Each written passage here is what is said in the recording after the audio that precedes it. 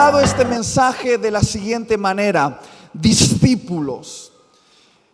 Seila ha hecho una definición exquisita de lo que es un influencer. Yo no lo puedo superar, pero me gustaría simplemente resumir un influencer como alguien que se atreve a dar pasos de riesgo, que se atreve a ir más allá de lo que otros han ido y marca un camino para que otros les puedan seguir, es decir, para que sus followers puedan seguirle. Ahora, esta noche me gustaría hablarte del influencer más grande que ha existido en la historia de la humanidad. Su nombre es Jesús. Y Él nos desafía a seguir sus pasos, aunque eso implique riesgos. Pero hay pasos de hombres y mujeres valientes que se atrevieron a salir de su zona de seguridad. Pasos arriesgados que dejarán huella en la historia de la humanidad. Y esta noche querría hablarte de ese momento cuando Él salió de su barca y dio un paso peligroso en honor a Jesús. Lo voy a volver a preguntar. Yo asumo que Jesús, el Mesías, Dios hecho hombre, caminase sobre el mar. Pero ¿qué se le pasó a Pedro por la cabeza para creer que él también podría hacerlo? Esta noche me gustaría adentrarte en la mente de Pedro. Me gustaría meterte dentro de la mente de un discípulo judío. ¿Por qué? Porque por muy escandaloso que nos pueda parecer, Jesús y sus discípulos no eran latinos, ni siquiera eran españoles, eran judíos. Y muchos acontecimientos de la Escritura cobran un significado más profundo cuando los empezamos a ver a través de la cosmovisión de una mente judía, es decir, a través de las lentes de una mente judía. Y esta noche me gustaría meterte dentro de la mente de un discípulo judío. Es que ellos se sentían muy orgullosos del sistema educativo que habían generado. Ya en la época de Jesús, los judíos habían diseñado uno de los sistemas de educación más desarrollados de la época, que comenzaba cuando el niño judío tenía 5 años de edad y comenzaba sus estudios en la sinagoga local. En esa sinagoga al niño se le enseñaba asignaturas como matemática, aritmética, historia, pero sobre todo el énfasis era enseñarle al niño la Torá. Ese sistema educativo estaba desarrollado para promover a los más cualificados y eliminar a los no cualificados. Ahora, cuando el niño judío cumplía aproximadamente unos 11 años, la mayoría de ellos se iban a aprender el oficio familiar. Esa educación que la mayoría de jóvenes judíos no podía soportarla y abandonaba la educación para irse a aprender el oficio familiar. Si sus padres eran pescadores, aprenderían a pescar. Si sus padres eran carpinteros, aprenderían carpintería. Si sus padres eran comerciantes, aprenderían a hacer comercio. Y solo los mejores, de los mejores, de los mejores, de los mejores, que demostraban una habilidad especial para entender y memorizar la Torá, pasaban al último nivel que se llamaba Bet Midrash. Di conmigo, Bet Midrash, que se desarrollaba más o menos entre los 15 a los 30 años. En esta fase, el joven judío abandonaba la sinagoga local para comenzar a seguir a un rabino y aprender de sus interpretaciones acerca de la Torá. A eso se le llamaba llevar sobre ti el yugo de tu rabino. Ahora entiende esto, los rabinos eran las personas más importantes en Israel. Eran el top del top. Realmente eran los influencers de la sociedad. Y no había mayor honor para una familia judía de que uno de sus hijos llegase a ser discípulo de un rabino importante. sino que lo sometía a una prueba muy exigente, una prueba de capacidad, una prueba para probar si ese joven daba la talla para ser su discípulo. Le hacía preguntas complejas acerca de la Torá, le preguntaba cuántas veces aparecía una palabra en cierta parte del texto, le planteaba acertijos teológicos o morales, todo para probar si ese joven daba la talla para ser su discípulo. Ahora, si el rabino no era satisfecho, miraba con condescendencia al muchacho y le decía: pareces un buen muchacho, parece que amas a Dios, pero no estás cualificado. Vete a tu casa y aprende el oficio familiar. Si ese rabino veía potencial en ese joven, si ese rabino veía algo en ese muchacho que quizá el muchacho ni siquiera había visto de sí mismo, si ese rabino pensaba que ese joven podría llegar a ser su discípulo, le decía una palabra que cambiaba la vida de ese joven para siempre. ¿Sabes lo que le decía? Sígueme. Le decía: sígueme. Y mira, muchos de los que estamos aquí no entendemos el poder de esa palabra en la boca de un rabino. Cuando el rabino decía: sígueme a ese joven lo dejaba todo.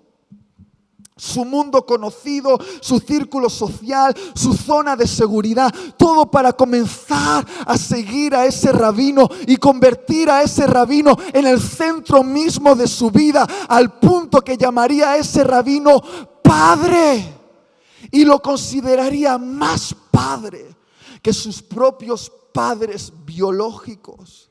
Y toda la obsesión del discípulo era imitar a su rabino, observar cada movimiento de su rabino, escuchar cada enseñanza de su rabino, todo para convertirse en un reflejo de su rabino. ¿Por qué? Porque la obsesión del discípulo era convertirse en una imagen de su rabino. Y todos sus discípulos iban detrás, cuanto más cerca del rabino mejor, siguiendo sus pasos de cerca. El polvo que levantaban los pies del rabino y se quedaba impregnado sobre la piel sudorosa de sus discípulos, para ellos era considerado un honor incluso recibir el polvo que se desprendía de los pies de su rabino. Por eso, a aprender de tu rabino se le llamaba ponerse a sus pies. Y muchos discípulos besaban los pies de su rabino. Cuando yo leo el Evangelio, descubro algo. Descubro que un nuevo rabino ha llegado a la ciudad. Un rabino que vino a cambiarlo todo, que desafió incluso al sistema de educación judío. ¿Sabes lo que hizo este extraño rabino llamado Jesús? Él no esperó que los discípulos le eligieran a él. Fue él quien fue a elegir a sus discípulos. Y no fue a buscarlos a una sinagoga importante de una gran ciudad, sino que fue a buscarlo a las pequeñas aldeas de pescadores, como Betesda, que no tenía más de 500 habitantes, y se acercó a un grupo de pescadores, entre los cuales se encontraba un hombre llamado Pedro, y le dijo: sígueme. Si Pedro estaba pescando, ¿qué significaba eso? Si Pedro estaba pescando, ¿qué significaba eso? Que Pedro se dedicaba al oficio familiar.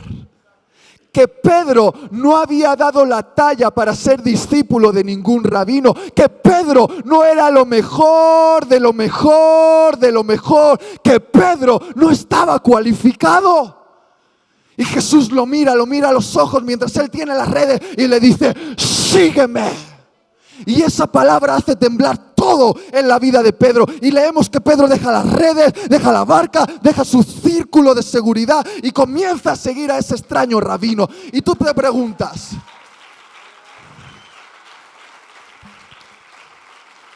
preguntas, ¿por qué? Ahora, seamos honestos, ¿cuántos haríamos eso? Viene un hombre extraño, te dice, sígueme, y lo dejas todo para seguir a un extraño.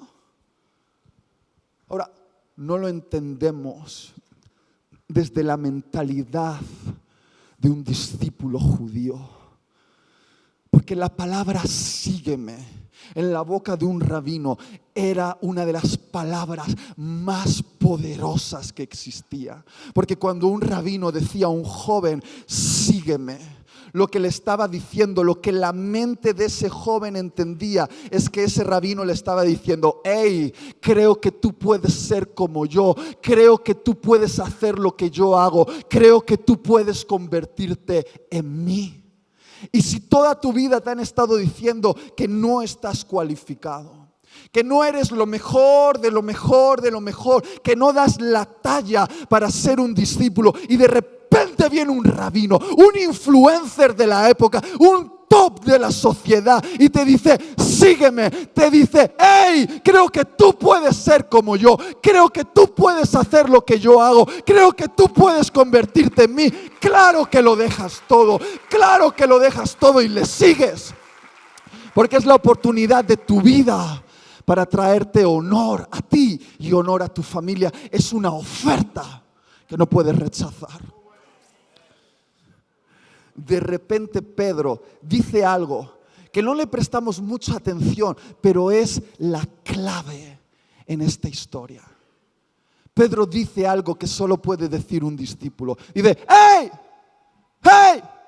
Oye, Jesús, si eres tú, manda que yo vaya. ¿Por qué? ¿Por qué dijo eso?